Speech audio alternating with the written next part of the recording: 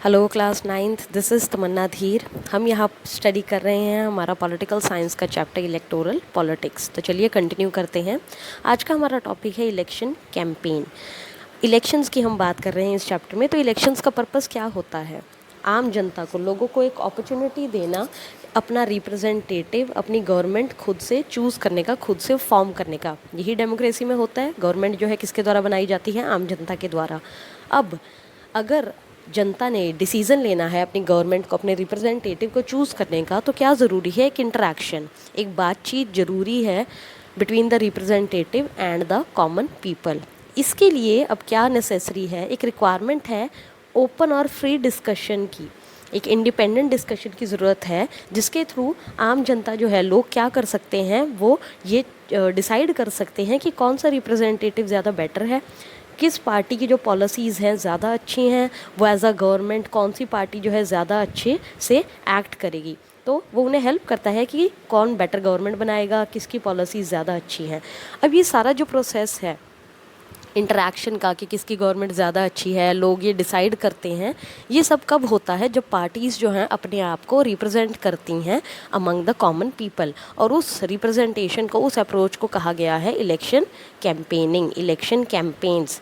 हमारी कंट्री की हम बात कर रहे हैं, इंडिया की। इंडिया में जो कैंपेन्स हैं ये कब स्टार्ट होते हैं? ये स्टार्ट होते हैं एक पर्टिकुलर टाइम पीरियड पे, उसकी हम बात करेंगे। लगभग कितने टाइम के लिए इलेक्शन कैंपेनिंग होती है? लगभग 2 हफ्ते के लिए। अब ये जो 2 हफ्ते हैं ये स्टार्ट कब होते हैं?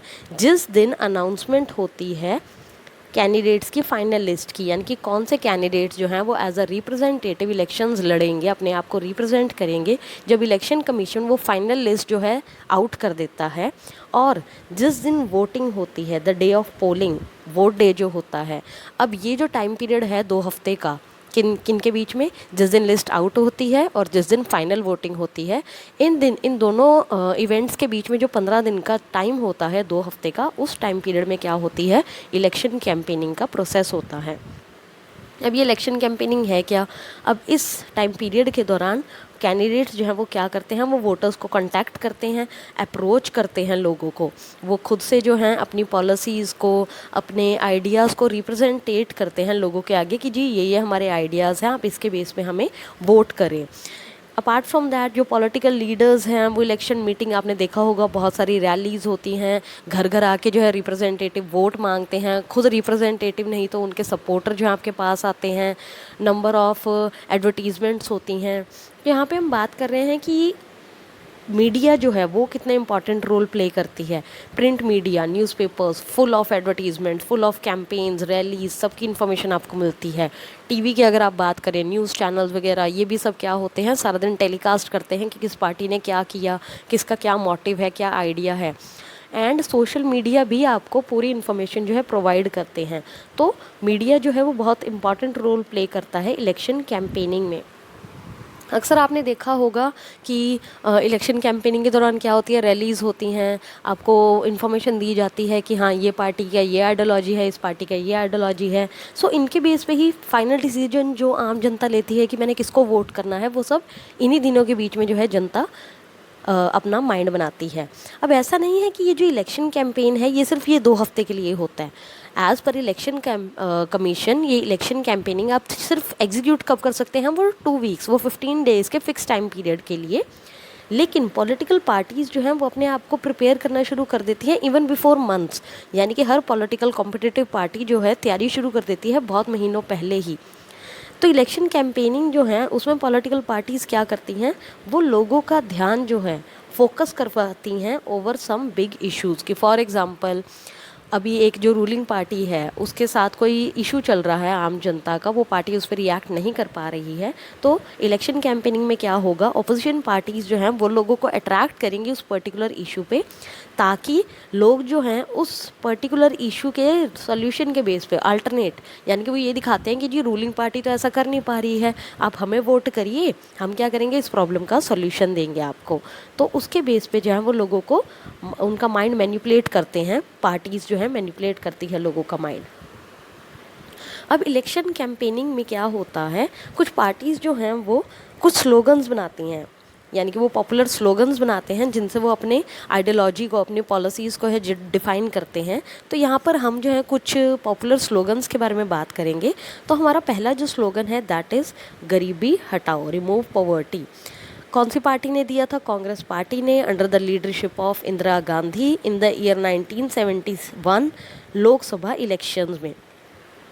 इस स्लोगन के थ्रू पार्टी ने क्या किया था? प्रॉमिस किया था कि जितनी भी पॉलिसीज़ हैं, ऐसी पॉलिसीज़ बनाई जाएंगी, उनको रिफॉर्म किया जाएगा जिससे कि पॉवर्टी का जो रेशियो है हमारी कंट्री में वो डिक्रीज़ हो जाएगा और टोटली रिमूव हो जाएगा। सेकंड स्लोगन है हमारा दैट इज़ सेव डेमोक्रेसी। कौन सी party? Janata party in the year 1977 Lok Sabha elections. इस पार्टी ने प्रॉमिस किया था कि सिविल लाइबर्टीज़ को जो है क्या किया जाएगा? रिफॉर्म किया जाएगा, रिस्टोर किया जाएगा, लोगों को जो है और ज़्यादा असिस्टेंस दी जाएगी। थर्ड स्लोगन है हमारा land to the tiller. West Bengal assembly elections में ये स्लोगन दिया गया था in the year 1977।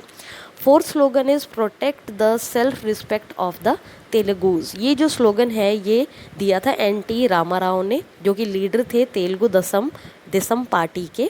Andhra Pradesh assembly elections में इन द ईयर 1983 ये स्लोगन जो है दिया गया था। तो यहाँ पर जो है ईयर्स, पार्टीज़ का नेम, क्या क्या स्लोगन है, ये आपने अच्छे से ध्यान देना है, याद करने हैं। अब डेमोक्रेसी की जब हम बात करते हैं कि डेमोक्रेसी में क्या है, लोगों के पास इंडिपेंडेंस है, लोग फ्री हैं, फ्री और फेयर इलेक्शंस होते हैं। तो यहाँ पे पॉलिटिकल पार्टीज़ और कैंडिडेट्स को भी क्या किया जाता है? इंडिपेंडेंट कर दिया जाता है ड्यूरिंग द इलेक्शन कैंपेन्स, कि जैसे वो चाहते हैं वैसे वो अपनी इलेक्शन कैंपेनिंग को करें। बट कुछ रेगुलेशंस जो हैं वो ज़रूरी है इम्पोज करनी, ताकि जो हर पॉलिटिकल पार्टी है, हर कैंडिडेट जो है उसको एक फेयर और इक्वल चांस मिले compete करने का। ऐसा ना हो कि बहुत ज़्यादा जो स्ट्रॉन्ग पार्टी है वो तो जी उसमें मेजॉरिटी ले जाए, फ़ायदा ले जाए, बेनिफिट ले जाए। तो हमारा जो इलेक्शन लॉ है उसने कुछ रेगुलेशंस जो है फिक्स किए हैं, उनकी हम बात कर रहे हैं यहाँ पे। पहला जो लॉ है वो है कि कोई भी कैंडिडेट या पॉलिटिकल पार्टी जो है वो लोगों को रिश्वत नहीं दे सकती। वोटर्स को ना तो डरा धमका सकती है, ना ही उन्हें रिश्वत दे सकती है। सेकेंड पॉइंट इज़ कि कोई भी पॉलिटिकल पार्टी या कैंडिडेट जो है कास्ट और रिलीजन के बेस पे जो है वोटर्स को अप्रोच नहीं कर सकते, यानी कि वो कास्ट और रिलीजन के बेस पे उनसे वोट नहीं मांग सकते। थर्ड इज़ कि कोई भी पॉलिटिकल पार्टी या कैंडिडेट किसी भी गवर्नमेंट रिसोर्स को यूज़ नहीं करेंगे इलेक्शन कैंपेनिंग के लिए, कि यानी कि वो ये कमिट नहीं करेंगे कि हाँ जी ये गवर्नमेंट रिसोर्स जो हम इसको ऐसे कर देंगे, ये यूज़ करके हम ऐसे कर देंगे। नो, ऐसी कोई कमिटमेंट जो है परमिशिबल नहीं है। फोर्थ इज़ कि कॉन्स्टिट्यूएंसी में, यानी कि कोई लोकसभा इलेक्शन में जो कॉन्स्टिट्यूएंसी है they can not spend more than ₹25 lakh, and assembly election की जो कॉन्स्टिट्यूएंसी है उसमें लिमिट है ₹10 लाख की, यानी कि beyond these financial limits parties या कैंडिडेट खर्चा नहीं कर सकते। ये भी इसीलिए बुलाया गया है ताकि हर किसी को फेयर और इक्वल चांस मिले अपने आप को रिप्रेजेंट करने का। अमीर जो है वो ज़्यादा पैसे खर्च करके लोगों से वोट ना ले ले और बेचारा जो मिडिल क्लास है वो रह ना जाए। इन सब से जो है इलेक्शन को मेंटेन किया जाता है, यानी कि ये रिस्ट्रिक्शंस जो है लगाई गई हैं बाय द इलेक्शन कमीशन। अब कोई भी कैंडिडेट अगर इनमें से कोई भी प्रैक्टिस में इंडल्ज होता है तो उसको क्या कर दिया जाता है? उसको रिजेक्ट कर दिया जाता है, चाहे वो इलेक्ट ही क्यों ना हो गया हो, चाहे वो फाइनल ही क्यों ना हो गया हो। लेकिन अगर बाद में पता चला कि उनमें से किसी भी प्रैक्टिस में वो पार्टी या वो कैंडिडेट इंडल्ज था तो उसके टिकट को कैंसिल कर दिया जाता है।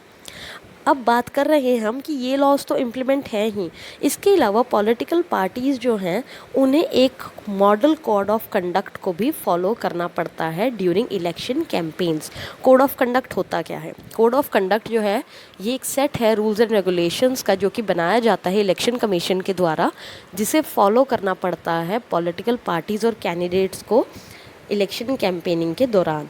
अब कोड ऑफ कंडक्ट में क्या क्या है हम उसकी बात करेंगे।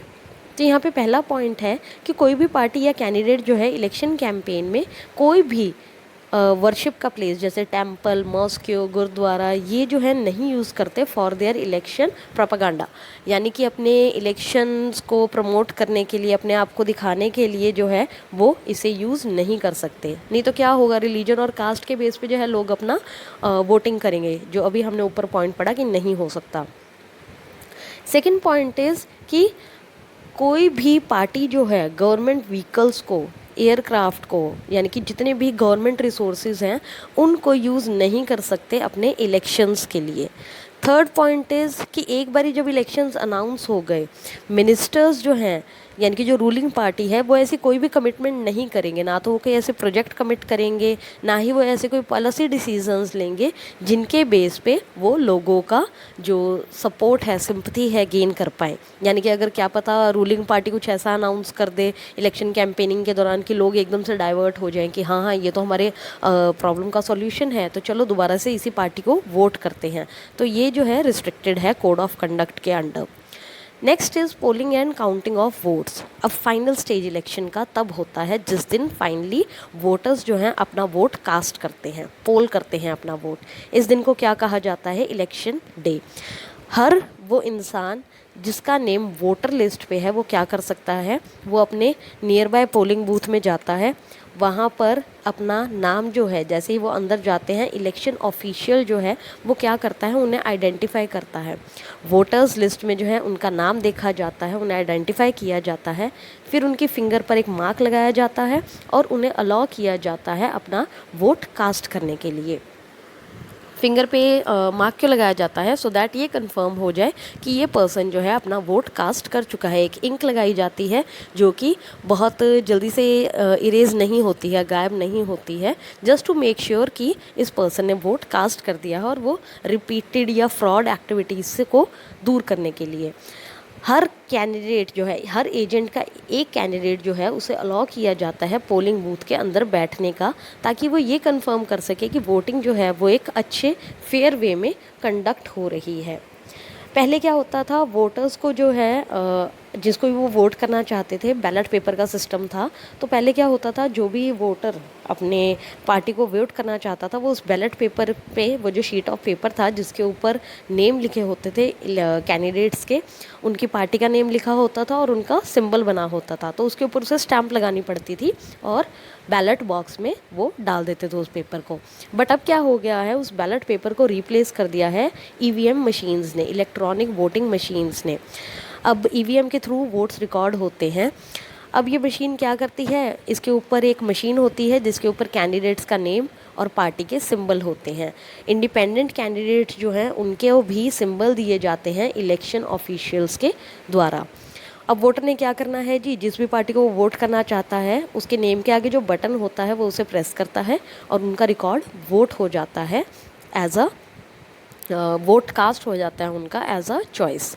जैसे ही पोलिंग ख़त्म होती है सारी ईवीएम मशीन्स को जो है एक सिक्योर प्लेस पे शिफ्ट कर दिया जाता है और उसके बाद एक फ़िक्स डेट दी जाती है बाय द इलेक्शन कमीशन। उस दिन क्या होता है, सभी ईवीएम्स जो हैं कॉन्स्टिट्यूएंसीज़ की ओपन की जाती है और कितने वोट किस कैंडिडेट ने सिक्योर किए काउंट किए जाते हैं। अब सभी कैंडिडेट्स के जो हैं एक एक एजेंट जो है वहाँ पर प्रेजेंट रहते हैं, अवेलेबल रहते हैं, ये मेक श्योर करने के लिए कि काउंटिंग जो है वो प्रॉपरली हो रही है। अब जो कैंडिडेट सबसे ज़्यादा वोट सिक्योर करता है वो क्या करता है, अपनी कॉन्स्टिट्यूएंसी को फॉर्म कर लेता है और as a elected person declare कर दिया जाता है।